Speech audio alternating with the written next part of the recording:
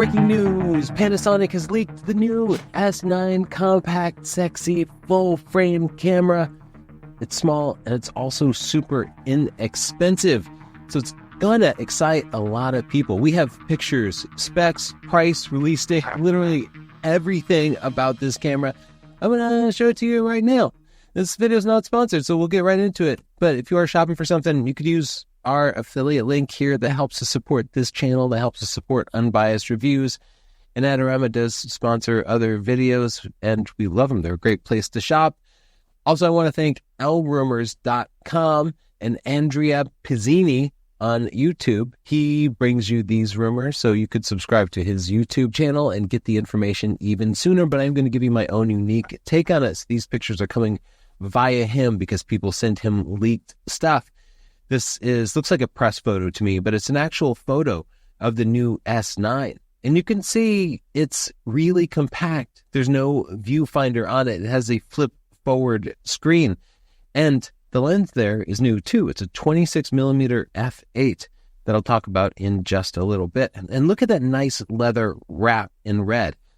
It comes in other colors too, but that's what the red one looks like. Here's a photo of the green one with a larger lens attached, another green model with the 24mm prime attached. Here we can see the hot shoe at the top has a cover on it, and there's a couple of dials. You can see the shutter button is recessed there on the right part of the camera, and that classic Lumix red record button. The flip screen is out as the person is filming something. Here's a close-up of the blue model with the optional grip attached to it, because these flat style cameras, Nikon ZF included, can be a little bit hard to hold with bigger lenses, so you'd add that extra grip to help offset a bigger lens. Here's a shot of the back of the camera. You can see the flip screen is flipped out. L-Rumors.com has highlighted the new LUT button. LUT stands for lookup table, and basically it's a way to add sort of film simulations or other sort of grading to photos as you're shooting. That's a focus of this camera and the Fuji X106 and other cameras that are kind of done for fun. Like you like to get cool sort of Instagram filter style effects applied to your pictures while shooting them. So now we're going to go over the specs, and then I'll talk about how it compares to the Nikon ZF, which is a similar style camera, and the Sony A7C and A7C II. This is a 24 megapixel full frame camera, mostly based on the Lumix S5 II that we reviewed on this channel. That's how I kind of know exactly how this is going to behave. The relationship to the S5 II is just like the relationship between the Sony A7 IV and the Sony A7C II, which is pretty much the same guts put into a smaller body optimized for small size and attractiveness. And it's okay for cameras to look good. We can assume that it has similar sensor stabilization and image quality because it seems to have exactly the same sensor, and that does inform us a lot about how it's going to perform. As you saw from some of those pictures, it's going to come in black, blue, green, and red. It's really nice to be able to choose different colors, even though the only difference is just the color of the leather wrap they slap on there. I sort of mocked up some product pictures by changing the colors. It has no electronic viewfinder, but a flip screen. So it's kind of optimized for young people, because anytime I give a camera to a young person, they hold it out like this because they learn to do photography and video on their phone, which doesn't have electronic viewfinder. If you hand a camera to somebody who's over 30, they probably hold it up to their eye by default rather than holding it out. But young people, no matter how great the viewfinder is, I never see them hold it up to the eye. So why include something that increases the size, cost, weight when young people aren't going to use it? So I'm all in favor of not including the electronic viewfinder. But that does mean the camera is not really for me, because I'm 50. And when I have my contacts in, I'm farsighted. And that means that I cannot see the screen on the back of the camera easily. Like I'd have to pull out reading glasses to see it. But the viewfinder includes diopter, so I can adjust it for my vision. And that means no matter what your vision is, the electronic viewfinder can always be crystal clear. And that really helps use a proper camera as opposed to even a smartphone where you need close-up vision to use it. So keep that in mind if you're considering it. The lack of an EVF isn't great for people who have less than perfect vision, or pretty much if you're like over 42 and you start to lose your close-up vision. The rumors are saying it does not have a mechanical shutter, which I find to be really a weird choice because lots of inexpensive cameras include a mechanical shutter. Like, I don't think it saves you that much money to include a mechanical shutter. And we know what the readout speed is going to be because it's the same sensor as the Panasonic S9 II, which has a readout speed of about 25 milliseconds for the entire frame. That's a little bit higher than the readout speed for just the 16:9 portion when you're recording video. So 25 milliseconds is about 1/40th of a second. That's important to know if you might ever do flash photography, which is a big benefit of getting a traditional camera over using your smartphone. When you add flash, you get to control the light. You can create greater, better effects with it, but you're limited in your flash sync speed by the readout speed of the sensor if your camera does not have a mechanical shutter. If they take away that mechanical shutter, that means they won't be able to sync with a flash at speeds higher than about 1/30th of a second, which is an incredibly slow sync speed for flash. That means even portraits, you're going to get a lot of movement.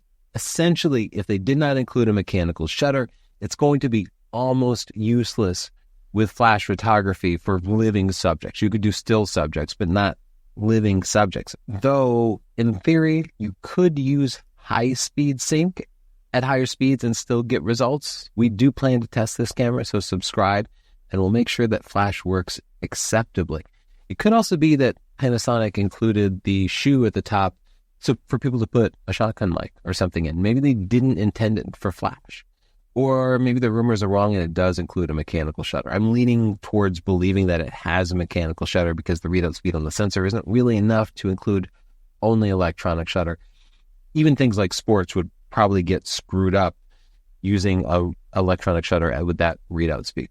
The rumors are saying it does not have the traditional Panasonic menu system, which is great because when I started prepping this news piece, I had a whole rant about how Panasonic's menu system is the absolute worst in the industry, in an industry where almost every manufacturer has terrible menus. If I give my camera to my 20-year-old daughter or one of her friends, they are happy to take pictures with it. But as soon as they need to go into the menu systems, they are done. They're done. Because nobody reads manuals nowadays. When you get a new iPhone, it gives you a little tutorial. And it has a very simplified, searchable, intuitive interface. Panasonic's menus are a nightmare for an old nerd like me, somebody who's written so many 600-page technical books. The Panasonic menu system still screws me up. If they were to include that menu system on a low-end camera intended to be young people's first camera, those people would never continue to use it after they purchase it. They would be immediately frustrated and disappointed. So the news that they included a simplified menu sounds great. I hope it's simplified and intuitive and it has a little built-in tutorial. I hope it looks something like the Hasselblad menu system and not like the traditional Panasonic menu system, but we'll see when the camera is released. Now, it does have some sophisticated video capabilities because it's a Panasonic after all. It has full-height 6K video, which I'm sure they'll be bragging about. But keep in mind, that's not 16:9. That's 3:2. It's reading from the entire sensor. That theoretically could be useful for people who need to produce wide format content like YouTube and then vertical format content like TikTok or Instagram. You could record it once and crop it in two different ways. That's the way they pitch it. I have tried this. I find it doesn't work out quite as well as you hoped, and it's actually easier just to re-record in horizontal and vertical formats, particularly because people present things differently for YouTube and TikTok. Thus, I don't actually find it as useful as it could be, but I think that is a feature that they're including, and the rumors have a warning that it's going to overheat after 10 minutes, so the recording time is limited. 10 minutes is going to be okay for recording a TikTok video, unless, of course, you have to do a couple takes, in which case the camera might overheat if that is the limiting factor. It will record 4K video at 30 frames per second for up to 15 minutes before it stops. Both of those are going to be limiting in a lot of situations. Like you couldn't go record your kid's concert if that was your intention. Even YouTube, even short format YouTube, if you watch me for 10 minutes, it probably means I recorded for 20 minutes. And I'm pretty good on camera. Most people have to do 4 or 5 takes on things, and it's really easy to go over those recording limits. So those recording limits are going to be a real problem, though I'm sure they're not there in regular HD. Who really shoots HD anymore? Like everybody should be shooting 4K. Panasonic's also launching a couple of new lenses. The kit lens is going to be, and this is a great focal length, 18 to 40 millimeters. Normally, kit lenses are like 24 to 50, 24 to 70, 24 to 105, but Panasonic has realized that people are shooting wider now, and they're backing off the kit lenses. And I love that the 18 to 40 millimeter range is perfect for people creating video content in the modern world. It's perfect for social video, it happens close up. Really, we're trying to simulate the look of phone cameras with higher quality, and the standard phone lens is 24 millimeter full frame equivalent. So it would actually be zooming back a little bit, which might allow you to add a little bit of post stabilization. And you never really need to zoom in tight. So 18 to 40, great focal length, something the other camera manufacturers should offer. They don't know the aperture on this, but I'm going to guess it's like f4 to f5.6. It's going to be a variable aperture zoom, and I'm excited to try it out. They're also launching a pancake lens, a 26 millimeter f8 lens. Some of the reviewers are saying it's manual focus, but that makes no sense to me. Why you'd have a camera for young people and an f8 manual? Maybe it is manual focus. If so, I would not recommend it. I do not recommend manual focus lenses except for the most committed hardcore people. But even then, I can't imagine myself ever recommending a 26 millimeter f8 lens on a full frame camera, even though it's only $200. Keep in mind the iPhone here has an equivalent lens of 24 millimeters f6.3. So if you were to drop $200 on that 26 f8 lens, you'd be getting less background blur than your iPhone without any post-processing. You'd be getting worse low light performance than your iPhone. Again, not counting the computational photography. But when you factor in the fact that the iPhone has computational photography, that it can do really long handheld images, like 8-second images handheld, and that you can add bokeh in post, basically anybody shooting with the 26 f8, comparing their images to what you get out of a smartphone, which people do as soon as they get a new camera, they're going to be really disappointed. Without computational photography, it's going to be producing noticeably worse images than an iPhone. Thus, it's really tough for me to recommend it. But Sigma makes L-mount lenses that will attach to this, and Sigma has an amazing series of compact prime lenses that have beautiful aperture rings. They feel great. They work great. I would highly recommend attaching those Sigma lenses to this new L-mount body to get the best results with great looks, while still maintaining the compact size and light weight. And because they're fast full-frame primes, they'll give you the low-light performance and background blur that you probably bought a full-frame camera for. I hate when the kit lenses or suggested lenses that you put on an expensive full-frame camera don't give you those exciting results. Most people should probably be using primes like I am using to film this. The price is $1,500 US or about 1,700 euros. The announcement should be in a couple of days, May 22nd, and we're expecting them to ship in September or October. $1,500 for a full frame camera.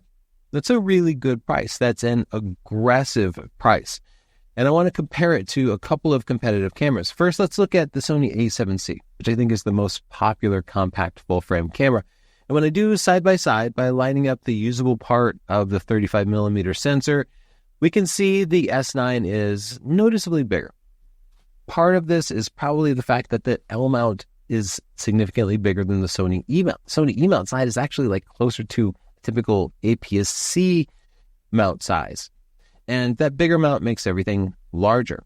If you were to compare it to something like the ZF here, the ZF is significantly larger because the Z mount is even bigger than the L mount. It's massive. And this also has a viewfinder on top with a prism. It's actually a big chunky camera compared to either of these two cameras. Comparing the S9 to the original Sony A7C, that's based on the older Sony A7 III, the price is about the same. You could certainly get a used A7C for less. They both have 24 megapixel sensors. The S9 does 30 frames per second with its electronic shutter. But again, you might have rolling shutter because there doesn't seem to be a mechanical shutter. The A7C is limited to 10 frames per second, but it's a mechanical shutter, thus you won't have any rolling shutter problems. Based on my tests of the Panasonic S5 II, along with the Sony A7C and A7 III, I'm going to go ahead and say the S9 will have better autofocus capabilities than the A7C, which actually had pretty frustrating autofocus for both stills and video. Like, it was good at the time, but it's not up to modern standards, and Panasonic's autofocus actually better. But the A7C has an electronic viewfinder, which the S9 lacks. It is better than nothing, but the viewfinder on the A7C is awful. It's lousy. I hate using it. That's how bad it is. The A7C2 has the same form factor, the same lousy viewfinder, but it ups the price to $2,200 and also ups the megapixels to 34 megapixels. It's based on the Sony A7 IV, which is an excellent all-around camera, something capable of doing sports and wildlife just great, things that I didn't find the S5 II or probably the S9 really excel at. It's still limited to 10 frames per second with the mechanical shutter though, but certainly the A7C II is probably a better all-around stills and video camera than the S9 will be. But it's also 50% more expensive. And thus, I think the S9 is actually priced really well. This is a camera that, once I get my hands on it, I'll probably want to recommend it to a lot of people who want a full-frame camera. In fact, the closest camera is probably the Canon R8, at least in price and capabilities, and the R8's amazing, but it's not attractive. It looks like every SLR produced since the 80s, right? This Panasonic, sexy, attractive, compact, and thus could be a better overall camera for people buying their first camera. Now, compare the S9 to the ZF. The S9 is going to be significantly smaller, especially because it's lacking this top viewfinder, but they have the same number of megapixels. The ZF can do 14 frames per second, though I didn't love the autofocus. I found it doesn't excel even at things like eye detect autofocus, much less at sports, but it does have a proper viewfinder. My single biggest gripe with the ZF, though, is there aren't any good retro lenses for it. Even the two retro-styled prime lenses that they have for it don't have aperture rings on the lens. Whereas for the S9, you can get a bunch of Sigma L-mount lenses that have aperture rings that are beautifully styled, that will match the styling of it. The same applies for the Sony A7C series cameras. There are a lot of prime lenses with aperture rings that give you that sort of retro experience. Nikon doesn't really have that same selection, and the lens is the most important part of the camera. So for those reasons, I think the S9 and the Sony cameras are going to beat the Nikon camera in this particular segment. Even though I've been a Z9 shooter for a little bit now, I'm a fanboy of Nikon. The ZF doesn't really fulfill that promise of sexy retro photography just yet. Here's a comment I saw. I think this comment's a joke, but there were a lot of serious comments with sort of the same mentality. Wake me up when the grip includes a battery for 3,000 picture shooting, a fan for unlimited recording, and a universal shutter. People who follow cameras are camera nerds like myself, and we want specs. We want lots of capabilities, and this camera's not delivering those. But that's okay, because this camera is not targeted for people who already have a bunch of cameras. Some of us will get it because we want something compact to travel with. We want like a compact rig, especially if you're already an L-mount shooter. But the lack of a viewfinder, the creator-centric design, it's clearly targeted towards young people, the TikTok audience, the creators who want better quality than their phone is producing. It is not meant to be a technical powerhouse, and in fact, it should be simplified if they're going to get the most out of it. In the comments down below, tell me what you think of this. Are you interested in it? Is Panasonic just chasing the dollars that Fuji has been collecting, or have they made something unique and different? I am excited to see a compact body that fits up well with all those compact L-mount lenses, and I can't wait to try it. Be sure to subscribe, and we'll have a review as soon as the production copy is available. Don't forget to check out l-rumors.com and Andrea's YouTube page, and of course, not sponsoring this video, but our favorite camera store at sdp.io/Adorama whenever you're shopping for camera gear. Bye.